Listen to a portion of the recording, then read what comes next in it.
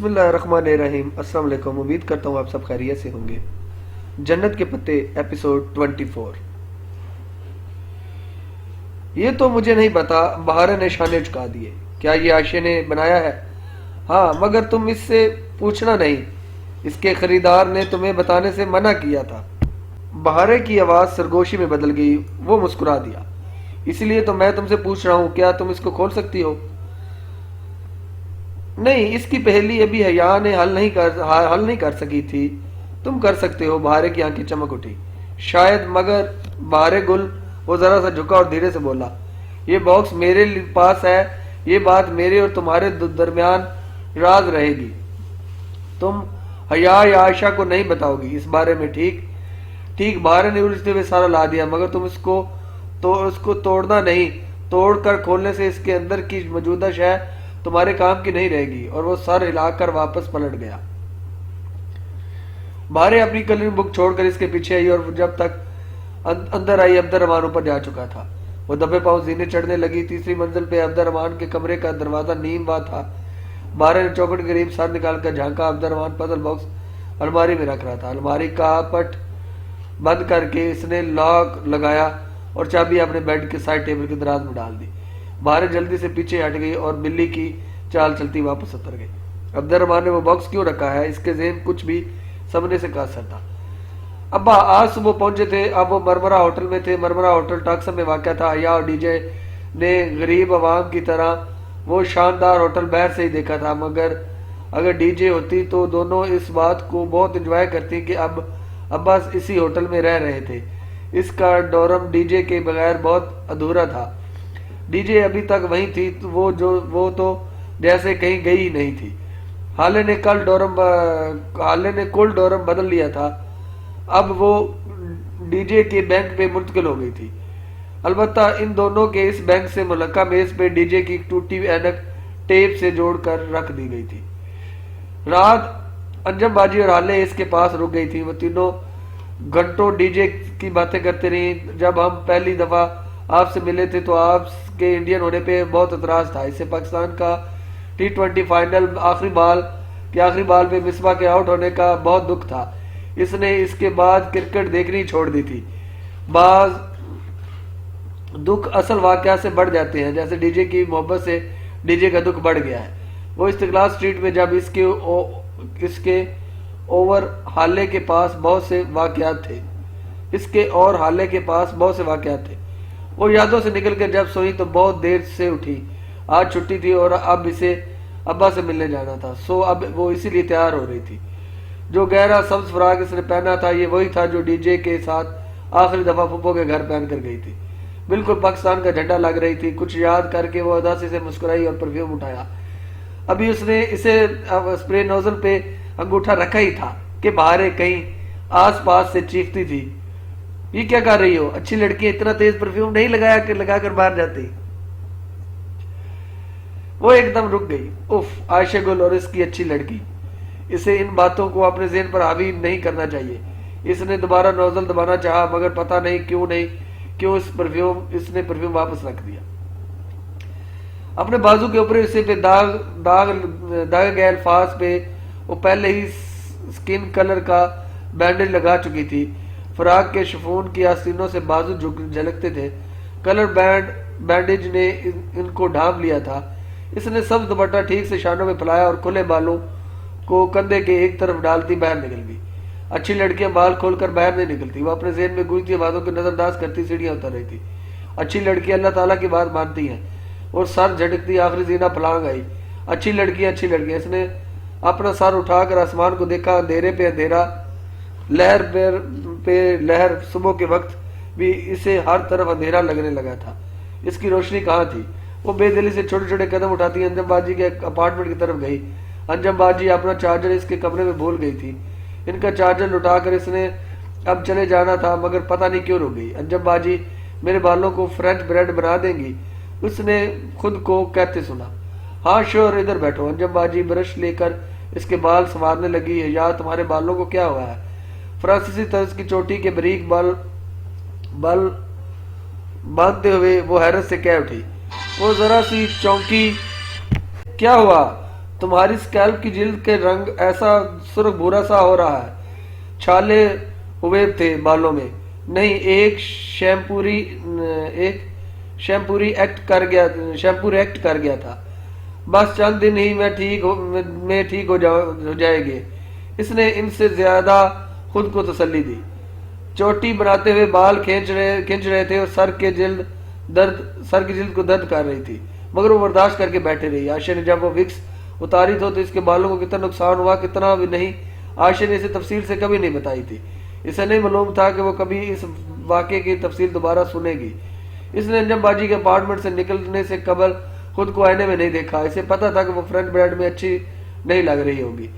حسین اور محمد گورسر شٹل سے اتر رہے تھے جب وہ سٹاپ پر پہنچی. محسب سے کہنا مجھے اس کو کچھ دکھانا ہے.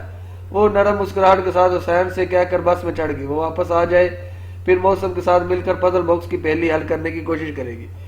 مرمرہ ہوٹل ٹاکسم ڈسٹرکٹ میں واقع تھا. شیشوں سے ڈھکی بلند بالا عمارت گویا کوئی اونچا سا ٹاور ہو. اندر سے بھی وہی چمکتا آنکھوں کو خیرہ کرتا منظر. وہ پتلی ہیل سے پورے اعتماد انداز میں چلتی لابی میں آئی تھی. ابا نے بتایا تھا کہ وہ لابی میں ہی ہوں گے اور اسے دور سے ہی نظر آ گئے تھے. ان کا اس کی طرف نیم رخ تھا. وہ کھڑے کسی سے محو گفتگو تھے. وہ ان کی طرف سے بڑھنے ہی لگی تھی کہ نگاہ ابا کے ساتھ کھڑے دونوں افراد پر پڑی. ایک دم سے اس کے پاؤں برف کے سل بن گئے. ابا کے ساتھ کوئی اور نہیں، ان کے کاروباری شراکت دار لغاری انکل اور ولید لغاری تھے. گویا کرنٹ کھا کر حیا مڑی اور تیزی سے ایک دوسری راہداری میں آگے بڑھتی چلی گئی. سچ شکر کہ ان میں سے کسی کی نظر اس پر نہیں پڑی تھی. یہ قابل نفرت شخصیت کہاں سے آ گیا؟ وہ اس کے سامنے کیسا کرے؟ وہ کیا کرے؟ اسے کچھ سمجھ نہیں آ رہا تھا. بس وہ بنا دیکھے لیڈیز ریسٹ روم کی طرف آ گئی. وہاں آئینے سے ڈھکی دیوار کے آگے قطار میں بیسن لگے تھے.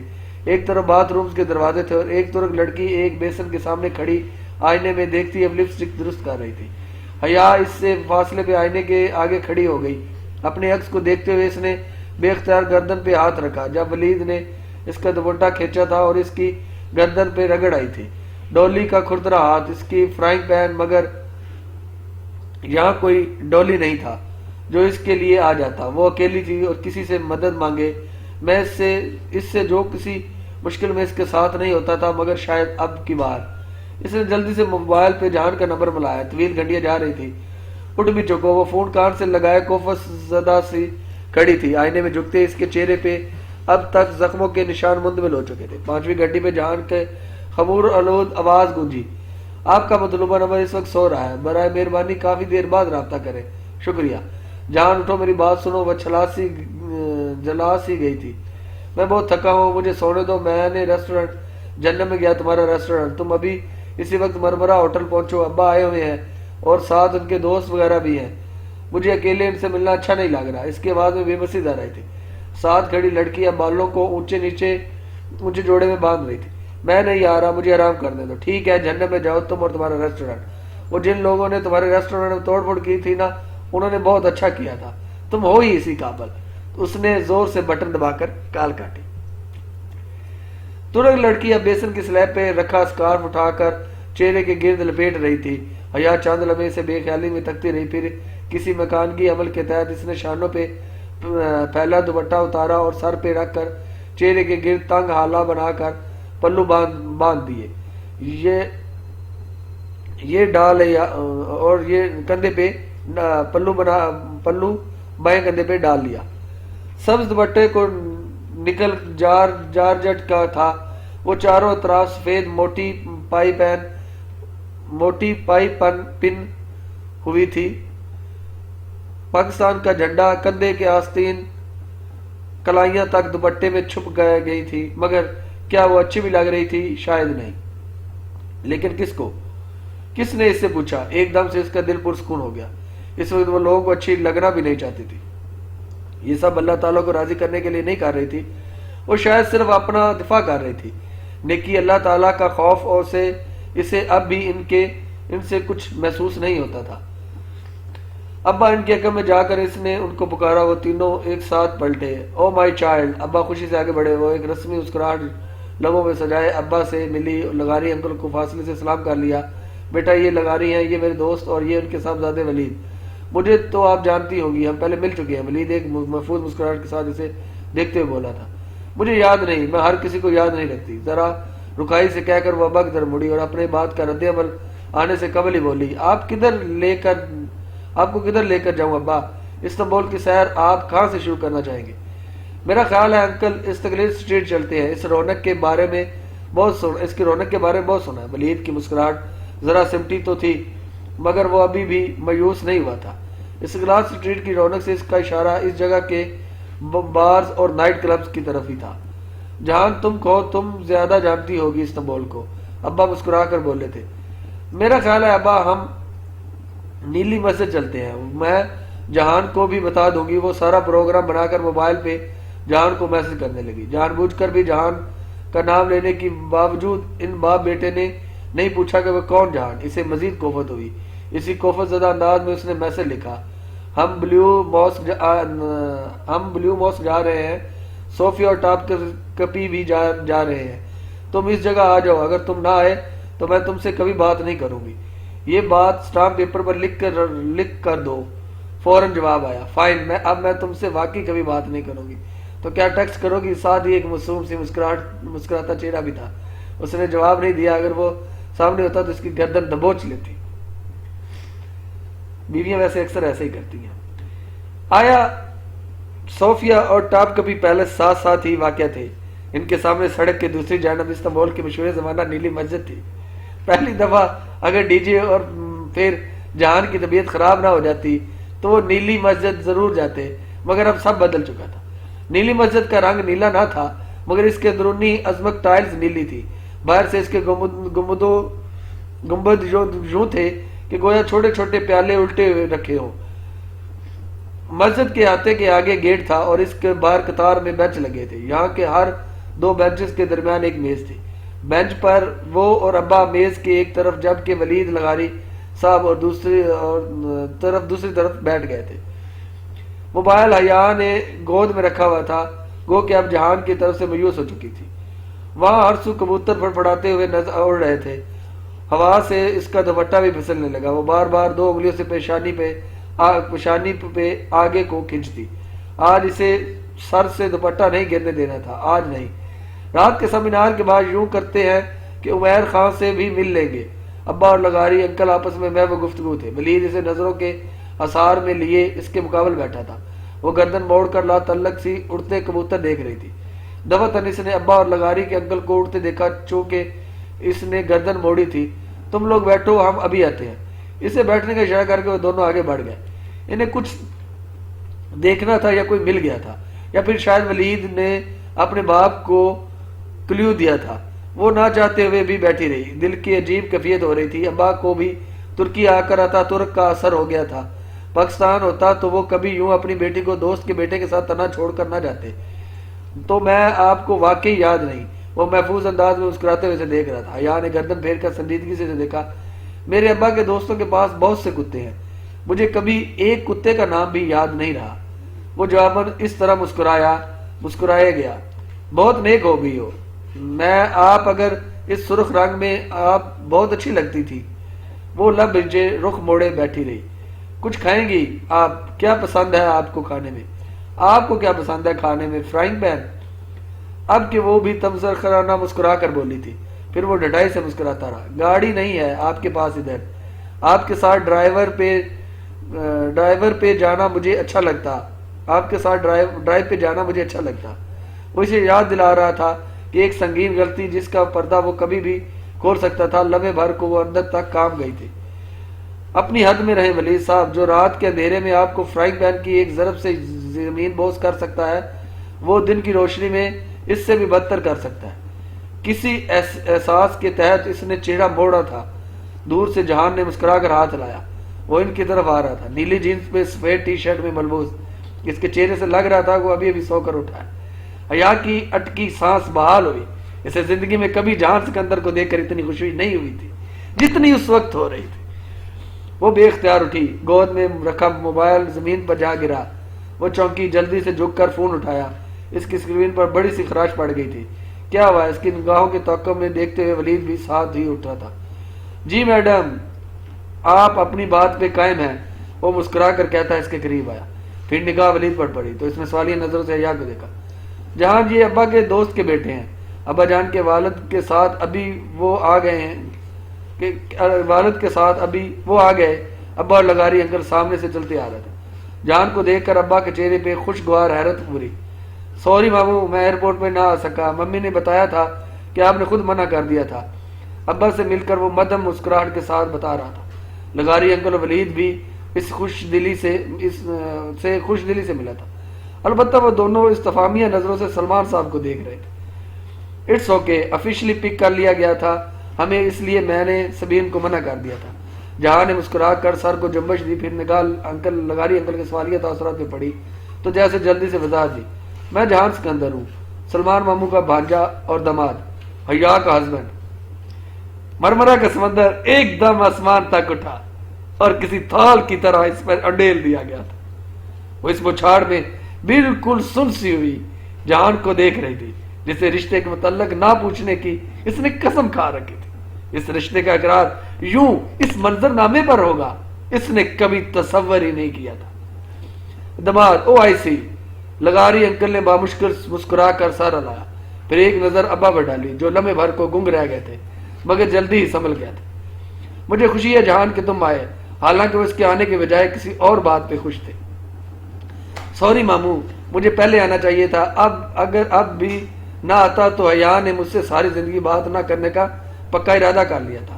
اس نے مسکرا کر حیا کو دیکھا، وہ جواباً دھیرے سے مسکرائی، جیسے وہ دونوں ہمیشہ سے ایک سے آئیڈیل کپل کی طرح بات کر رہے تھے، جیسے ان کے درمیان کبھی کوئی تلخ کلامی ہی نہیں ہوئی تھی۔ ولید لغاری کے چہرے کی مسکراہٹ پھر یوں غائب ہو گئی کہ وہ دوبارہ مسکرا نہ سکا۔ بعد میں سارا وقت وہ محتاط انداز میں اپنے باپ کے ساتھ بیٹھا رہا اور اپنے سامنے اپنے شوہر اور باپ کے درمیان بیٹھی لڑکی پہ اب نظر ڈالنے کی جرأت نہیں کر رہا تھا۔ اس سے پہلے جہان نے ان تینوں مہمانوں کو بہت اچھے طریقے سے توازہ کی۔ ٹاپ کپی آیا صوفیہ کے راہداریوں میں انکسار لیے وہ ایک اچھے گائیڈ کے فرائض انجام دے رہا تھا۔ آج استنبول میں حیا کا پہلا دن تھا جب وہ بہت اعتماد سے جہان کے پہلو میں چل رہی تھی۔ تم ان دونوں کو ہوٹل ڈراپ کر کے ابا کو گھر لے جانا، میں خود گھر آ جاؤں گی، ابھی مجھے یہاں کچھ کام ہے۔ واپسی کے وقت اس نے جہان سے دھیرے سے کہا تھا۔ وہ شانے چکا کر بنا اعتراض اس کے ساتھ چلا گیا۔ ان کے جانے کے بعد وہ نیلی مسجد کے گیٹ کے اندر چلی گئی۔ اسے یہاں کوئی کام نہیں تھا، بس کچھ وقت کے لیے تنہائی چاہیے تھی۔ مسجد کے احاطے میں سبزہ زار پہ پانی کا فوارہ ابھر رہا تھا، اونچے گنبدوں پہ چھاؤں سے چھائی تھی۔ وہ سر جھکائے روش پہ چلتی اندر جا رہی تھی، اندھیروں پہ اندھیرے، اس کے اوپر لہر اور اس کے اوپر بادل۔ اس کے قدموں میں تھکاوٹ تھی، اس شخص کی سی تھکاوٹ جسے سراب سے اندھیروں میں دھکیل دیتا ہے۔ زندگی کے 22 برس ایک دھوکے میں گزار دینے کے بعد اس کو آج پہلی بار لگا تھا کہ وہ سب ضرب ایک سراب تھی، چمکتی ریت جسے وہ آب حیات سمجھتی تھی۔ وہ نہیں بنایا جس کے لیے اللہ تعالیٰ نے نور، تو نہیں ہے اس کے لیے کوئی نور۔ اندر اس عظیم الشان حال میں وہ 2 گھنٹے کے گرد بازوؤں کے حلقے بنائے، ٹھوڈی ان پہ جمائے ساری دنیا سے اللہ تعالیٰ بیٹھی تھی، تو انہیں اس کے لیے کوئی نور، تو نہیں ہے اس کے لیے کوئی نور۔ اس نے ہمیشہ اپنی مرضی کی تھی، اس نے ہمیشہ اپنی مرضی کر کے غلط کیا تھا، اس نے بہت دفعہ اللہ تعالیٰ کو نہ کی تھی۔ اسے کبھی اس بات سے فرق نہیں پڑا کہ اللہ تعالیٰ اسے کیسا دیکھنا چاہتا ہے، وہ ہمیشہ وہی بنی رہی جس سے وہ خود کو دیکھنا چاہتی تھی۔ وہ سمجھتا ہے اسے پانی دو، یہاں تک کہ وہ اس کے قریب پہنچتا تو وہاں کچھ نہ پاتا اور اس کے قریب اللہ تعالیٰ کو پاتا ہے۔ اس نے آنکھیں بند کر کے چہرہ گھٹنوں میں چھپا لیا۔ جن دنوں اس کی تازہ یونیورسٹی میں ایڈمیشن ہوا تھا، اس کا دوپٹہ بالکل گردن میں لینا شروع کر دیا تھا۔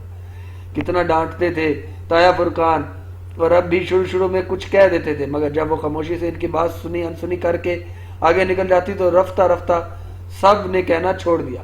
اور پھر اس سفر کی نوبت کہاں آ پہنچی۔ اس کی ویڈیو کے مجرے کا نام دیا گیا۔ ایک بدنام زمانہ آدمی اس کے پیچھے پڑا تھا۔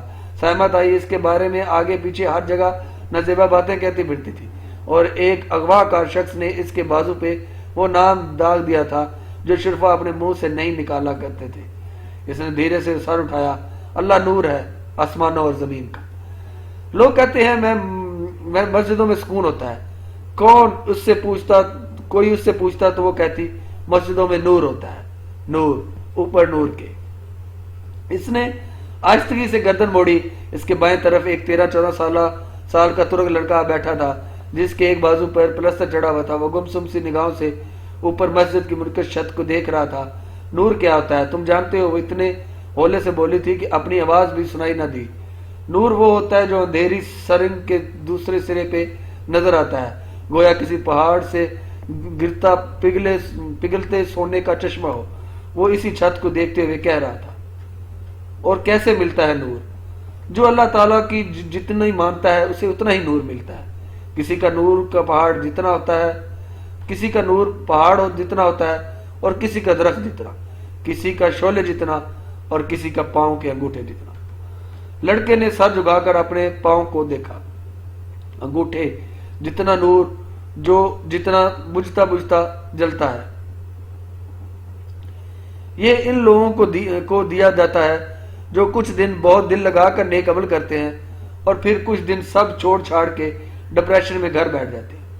اور انسان کیا کرے اگر اسے آسمان اور زمین میں جتنا نور مل جائے وہ اللہ کو نہ کہنا چھوڑ دے؟ اسے نور ملے گا، وہ اس کی ساری دنیا روشن ہو جائے گی۔ وہ پھر سے گردن اٹھائے مسجد کی اونچی چھت کو دیکھنے لگا تھا۔ اسے محسوس ہوا کہ اس کا چہرہ آنسوں سے بھیگ رہا ہے۔ وہ دھیرے سے اٹھی اور باہر کی طرف چل دی۔ سنو، وہ پیچھے سے بولا۔ حیا لمحے بھر کو رکی۔ دل کو مارے بغیر نور نہیں ملا کرتا۔ وہ پلٹے بغیر آگے بڑھ گئی۔ دل تو مارنا پڑتا ہے مگر ضروری تو نہیں کہ ٹھوکر بھی کھائی جائے۔ انسان ٹھوکر کھائے بغیر، زخم لیے بغیر، خود کو جلائے بغیر بات کیوں نہیں مانتا؟ پہلی دفعہ میں ہاں کیوں نہیں کہتا؟ نیلی مسجد کے کبوتروں کی طرح اوپر اڑنا کوئی چاہتا ہے، پہلے حکم پر سر کیوں نہیں جھکاتا؟ ہم سب کو آخر منہ کے بل گرنے کا انتظار کیوں ہوتا ہے اور گرنے کے بعد ہی سمجھ کیوں آتی ہے؟ اس نے ہتھیلی کی پشت سے دھیرے سے آنکھیں رگڑی اور باہر نہ آ گئی۔ ایک فیصلہ تھا جو اس نے نیلی مسجد کے گنبد کو گواہ بنا کر کیا تھا، اب اسے اس فیصلے کو نبھانا تھا۔ پھپھو ابا لاؤنج میں بیٹھے بیتے دنوں کی باتیں یاد کر رہے تھے۔ پھپھو بہت خوش تھی، بار بار نام آنکھیں پوچھتی اور کچن میں چائے بنا رہی تھی۔ جہان کیک ٹرے میں سٹ کر رہا تھا۔ آج اس نے کون سا اعتراض کیا ہے؟ وہ سب یوں ظاہر کر رہے تھے گویا انہیں اعتراف کیا ہے، گویا انہیں یاد ہی نہ ہو۔ تمہاری پڑھائی کا حرج تو بہت ہو گیا ہوگا، اتنے دن لگا دیے ہیں اڈالار میں، ڈورم افیسر نے طلبی کی ہوگی۔ وہ کیک پہ کچھ چھڑکتے ہوئے پوچھ رہا تھا۔ نہیں، ڈورم میں حاضری مارکنگ کا کوئی نظام نہیں ہے۔ ہاں، کلاسز کا حرج ہوا تو ہے، 5 دن تو سپرنگ بریک میں شامل ہو گئے تھے اور اوپر کے 6 دن کی غیر حاضری لگی ہوئی ہوگی۔ اب مزید صرف ایک چھٹی کی گنجائش ہے میرے پاس۔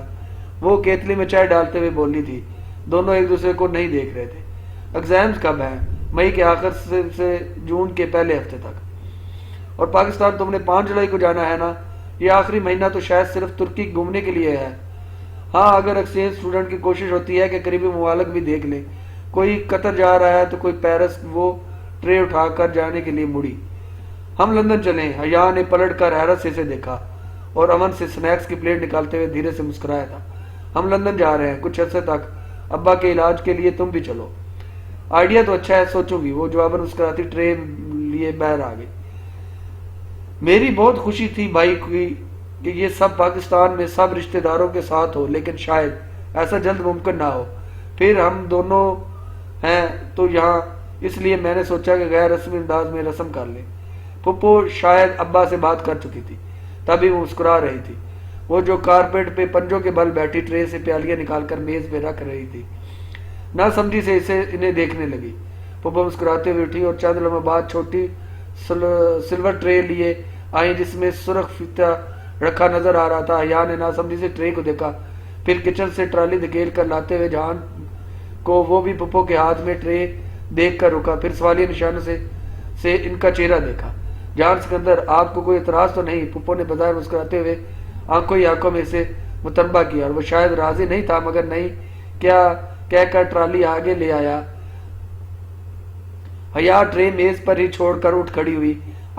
اسے اب نظر آیا تھا سرخ فیتے کی دونوں طرف پہ ایک انگوٹھی بندھی تھی۔ شاید شادی کا وقت تو ظاہر ہے ہم بعد میں ہی ڈیسائیڈ کریں گے، مگر ہر ماں کی طرح میری بھی خواہش ہے کہ میں اپنی بہو کی نسبت کی انگوٹھی پہنا دوں. فاطمہ بھی ہوتی تو کتنا اچھا تھا. وہ دونوں انگوٹھیاں کو پکڑے ان دونوں کے پاس آئی. ان کے ہاتھ بڑھانے پہ حیا نے کسی خواب کی سی کیفیت میں اپنا ہاتھ آگے کیا. انہوں نے مسکراتے ہوئے اس میں انگوٹھی ڈالی. وہ ایک سادہ پلاٹینم بینڈ تھا, 2 سرخ ربن کے دوسرے سرے سے بندہ بینڈ. انہوں نے جہان کی انگلی میں ڈالا, پھر ٹرے سے چھوٹی کینچی اٹھا کر ربن درمیان سے کاٹا. دونوں کی انگوٹھیوں سے بندہ ربن ان کی انگلیوں کے ساتھ جھولتا رہ گیا. ترکی میں منگنی شاید اسی طرح ہوا کرتی تھی. حیا نے سن ہوتے دماغ کے ساتھ سر اٹھایا. جان پپو کو دیکھتے ہوئے مسکرا رہا تھا اور وہ اس کی پیشانی چوم کر دعا دے رہی تھی. ابا بھی اٹھ کر اس کو گلے سے لگائے دعا دے رہے تھے. وہ سب کتنا حسین تھا, کبھی خواب کی طرح دھنک کے سارے رنگوں کے سے کوئی مزین, کوئی بلبلا جو کشش شکر سے آزاد ہو کر اوپر اٹھتا جا رہا ہو, اوپر اور اوپر. تم کیوں چپ بیٹھے ہو برخوردار؟ ابا شاید جہان سے پوچھ رہے تھے. میں سوچ رہا ہوں میں پہلا آدمی ہوں جس کی منگنی اس کی شادی کے بعد ہوئی ہے. وہ دھیرے سے ہنس کر بولا تھا. وہ نچلا ڈب دبائے جلدی سے ٹرے کے لیے کچن میں آ گئے. اس کا سست رنگا بلبلا اوپر اور اوپر چڑھتا جا رہا تھا. شام میں دیر سے جہان ابا کو واپس چھوڑنے گیا اور پپو اپنے کام نپٹانے لگی تو وہ لاؤنج میں آ بیٹھی. اپنی انگلی میں پہنی انگوٹھی سے بندے ربن کو دیکھتے ہوئے زیر لب مسکرا رہی تھی. تبھی لینڈ لائن فون کی گھنٹی بجی. ہیلو, اس نے ریسیور اٹھایا. دوسری جانب کوئی نسوانی آواز تھی. کیا میں مسٹر جہان سکندر سے بات کر سکتی ہوں؟ نہیں, وہ ذرا باہر تک گئے ہیں, کوئی پیغام ہے تو دے دیجیے. چند لمحے کے لیے خاموشی کے بعد بولی. جہان کو کہنا اس نے جو پارسل مجھے بھجوایا ہے وہ کھو گیا ہے, کسی غلط ایڈریس پہ چلا گیا ہے شاید. میں اسے رات میں کال کروں گی. اس کے ساتھ ہی اس نے فون رکھ دیا تھا. حیا نے ایک نظر ریسیور کو دیکھا, پھر شانے چکاتے ہوئے اسے کریڈل پر ڈال دیا. جہان جب واپس آیا تو وہ لاؤنج میں منتظر بیٹھی تھی. پپو اب تک سونے جا چکی تھی. حیا کا ارادہ تھا کہ وہ لندن کی ٹرپ کا پروگرام جہان سے ڈسکس کرے. اور بھی بہت سی باتیں تھیں, مگر پہلے اس کا پیغام. ماموں صبح ہوٹل سے ہی ایئرپورٹ چلے جائیں گے, ہمیں آنے سے منع کر دیا ہے.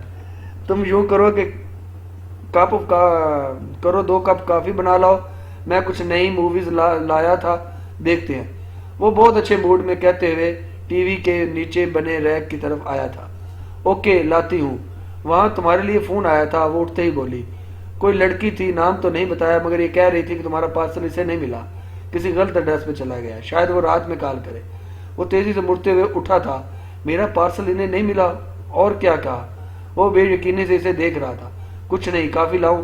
نہیں, رہنے دو. وہ قدرے مضطرب انداز میں کہتے ہوئے صوفے کی طرف آیا اور فون اٹھا کر CLI چیک کرنے لگا. اس کی انگلی میں انگوٹھی اب بھی تھی مگر ربن نہیں تھا. تمہیں صبح کیمپس بھی جانا ہوگا. تم یوں کرو, سو جاؤ, میں بس تھوڑا کام کر لوں. وہ الجھے متفکر انداز میں CLI کے چیک کرتے ہوئے بولا. سست رنگا اور بلبلا پھٹ گیا تھا. سارا موڈ غارت, سارا پلان ختم. وہ اچھا کہہ کر بد دلی سے کمرے میں چلی آئی. اس کا کمرہ لاؤں سے ملکہ تھا. دروازے کی ہلکی سی درز اس نے کھلی رہنے دی. جب تک وہ سو نہیں گئی اسے جہان صوفے پہ مضطرب سا بیٹھا فون کو دیکھتا نظر آ رہا تھا.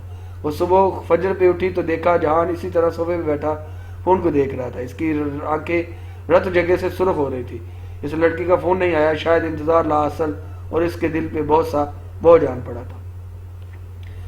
کلاس میں وہ سر سے دوپٹہ اتار کر گئی اور بالکل پیچھے بیٹھی. باہر نکلتے ہی اس نے دوپٹہ پھر ٹھیک سے سر پہ لے لیا. کامر روم میں واپس آئی تو موسم مل گیا. حیا کی کیا حال ہے؟ حسین اور موسم اس کے لیے کھڑے ہو گئے تھے. ڈی جے کی سکھائی گئی اردو. وہ اداس مسکراہٹ کے ساتھ ان کے پاس آئی. میں ٹھیک ٹھاک ہوں, آپ کی خیریت ٹھیک چاہتی ہوں. مجھے تمہیں کچھ دکھانا تھا. آخری فقرہ اس نے انگریزی میں ادا کیا. Puzzle box. وہ کھلا نہیں, مگر اس پہ لکھی پہلی مل گئی ہے. ٹھہرو, میں لے آؤں. وہ الٹے قدم واپس پلٹ آئی. کمرے میں آ کر اس نے بیگ کھولا. کپڑے, جوتے, سویٹر, پرس, ہر چیز الٹ پلٹ کی, مگر باکس وہاں نہیں تھا. کدھر گیا؟ یہی تو تھا, آخری دفعہ رکھا تھا اس نے. وہ سوچنے لگی. ہاں, اسٹڈی میں. وہ جہان کے آنے کا انتظار کر رہی تھی اور خدا نہ کرے وہ پاشا کے ہاتھ لگے. اس نے جلدی سے موبائل اٹھایا اور اس کی ٹوٹی سکرین کو دیکھتے ہوئے عائشہ کا نمبر ملا گیا. सफेद महल के अगली बगीचे में दोपहर उतरी थी। आयशा स्टूल पे बैठी वर्क टेबल पे लकड़ी का टुकड़ा रखे नोकदार छुरे से इसको छेद रही थी। इसकी आंखें मुकम्मल अपने काम पे मरकूज थी। आयशा हया की काल बाहर इसका मोबाइल पकड़े भागती बाहर आई। आयशा ने हाथ रोक कर इसे देखा और फिर मोबाइल थाम लिया। अस्सलाम वालेकुम हया। अब वो फोन कान से लगाए अजली खुश दिली से रस्मी बातें कर रही थी। बाहर साथ ही खड़ी हो गई, हल्की सी मुस्कुराहट के साथ बातें सुनने लगी। Puzzle box. आयशा मुस्कुराहट जरा सिमटी, भवें उलझन से सुकड़ी। तुम्हारा वाला किधर रखा था? बाहर ने शौक कर इसे देखा और इसका दिल इस लम्हे जोर से धड़का था। मैंने कल ही पूरी स्टडी की सफाई अपने सामने करवाई, अगर होता तो मिल जाता। हो सकता है तुम साथ ले गई हो। अच्छा तुम फिक्र ना करो, मैं दोबारा देख कर करती हूँ। इसने फोन बंद करके मेज पर रखा। बाहर तुमने हया का पजल बॉक्स तो नहीं देखा? नहीं। बाहर ने होले से नफी में सारा लाया। चलो फिर यूं करते हैं कि मिलकर तलाश करते हैं। मेहमान की चीज मेजबान के घर में कभी भूलनी नहीं चाहिए, बहुत शर्मिंदगी की बात है। वो चीजें समेटे हुए उठ गई। बाहर सर झुकाए अपनी बड़ी बहन के पीछे चल दी। इसके ज़हन के पर्दे पे ये सिर्फ एक आवाज गूंज रही थी, ये बॉक्स मेरे पास है, ये बात मेरे और तुम्हारे दरमियान राज रहेगी। तुम हया या आयशा को नहीं बताओगी इस बारे में, ठीक? ठीक अब्दुर्रहमान, उसने बेदिली से जेरे लब दोहराया था। इस रोज जब आयशा ने इस SMS किया तब वो हाले के साथ जुमे की नमाज पे अयूब सुल्तानी जामिया आई हुई थी। नमाज जुमा पे जामा में खुसूसी तमाम किया जाता था। तुर्क रस्म के मुताबिक कम से बच्चे जुमे की नमाज पढ़ने सुल्तान के मखसूस लिबास में आते। सुनहरी सुनहरी पगड़ी, सुनहरा और सफेद जरतार लिबास, म्यान में तलवार, कामदार जूते पहने वो नन्हे सलातीन अपनी माओ की उंगलियां थामे हर जगह फिर रहे थे। अंसारी मोहल्ले में हाले के साथ चलते हुए इसे बेख्तियार अपना और डीजे का तुर्की में पहला दिन याद आया था। वो दिन जो बहुत तवील था। अब इन 3.5 माह में कितना कुछ बदल चुका था। अंसारी मोहल्ले में इस्तांबुल के बेहतरीन और सस्ते स्कार्फ मिला करते थे। अब वो सर ढकने बगैर बाहर नहीं निकलती थी, मगर इसके सारे दुपट्टे शिफॉन के या रेशमी होते थे जो सर पे नहीं टिकते थे। अब वो यहाँ अपने स्कार्फ लेने आई थी जो सादा और एक रंग के हों, ना कि ऐसे शौक और कामदार कि वो किसी की तवज्जो घेरे। इसे अब किसी को अपनी तरफ मुतवज्जा नहीं करना था। जहान इसका था, इसे और कुछ नहीं चाहिए था। वह अपने चंद जोड़ों के साथ हम रंग स्कार्फ पैक करवा रही थी जब मैसेज टोन बजी। इसने फोन निकालकर खराश ज़दा स्क्रीन को देखा। आयशा का पैगाम जगमगा रहा था। मैंने सर घर में ढूंढा है मगर नहीं मिला। तुम खुद किसी दिन आ जाओ, दोबारा मिलकर ढूंढ लेते हैं। इसने वीकेंड पे आने का वादा करके मोबाइल पर्स में रख लिया। वापसी पे जवाहर चलते हैं, मुझे फोन की स्क्रीन ठीक करवानी है। श्योर, हाले ने हामी भर ली। वो डीजे के बाद इसके साथ साथ ही रहा करती थी। हाले इन लोगों में से थी जो दूसरों की मदद के लिए हम वक्त तैयार रहते हैं और बदले की तवक्को किए बगैर मदद करते हैं। तुर्की के पुरखलूस लोग। टाक्सम से इन्होंने अंडरग्राउंड मेट्रो पकड़ी। पहले स्टॉप छोड़कर दूसरे पे उतर गई। मैं ड्रामे के दौरान उन लोगों से रिक्वेस्ट करता हूं जिन्होंने अभी तक मेरा चैनल सब्सक्राइब नहीं किया, प्लीज़ मेरा चैनल सब्सक्राइब करके बेल आइकन दबा दें ताकि आप तक हर नई अपडेट, हर नई वीडियो बर वक्त पहुंच सके। स्टेशन से बाहर सामने ही जवाहर शॉपिंग मॉल था। बुलंदोबाला खजूर के दरख्त, लश चमकता माल, रोशनियों के समंदर। हाले को कुछ खाने के लिए टेक अवे करने एक रेस्टोरेंट में चली गई और वो बलाई फ्लोर पर फोन रिपेयरिंग शॉप पे आ गई। 5-10 मिनट का काम था मैम, आप काउच पे बैठ जाए, वह अभी कर देता हूँ। जिस तुर्क दुकानदार लड़के ने इससे फोन लिया था वो फोन का मायना करके बोला।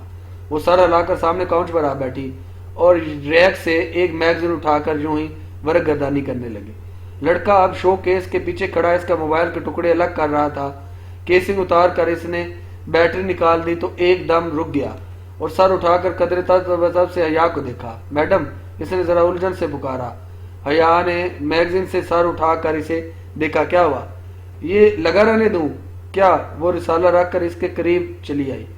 आपके फोन में GPS ट्रेसर है, इसे लगा रहने दूं? ट्रेसर? मेरे फोन में ट्रेसर? वो सांस लेना भी भूल गई थी। ओह, आपको नहीं मालूम था? जिसने ये ट्रेसर डाला है वो तो हमा वक्त आपकी लोकेशन ट्रेस कर रहा होगा।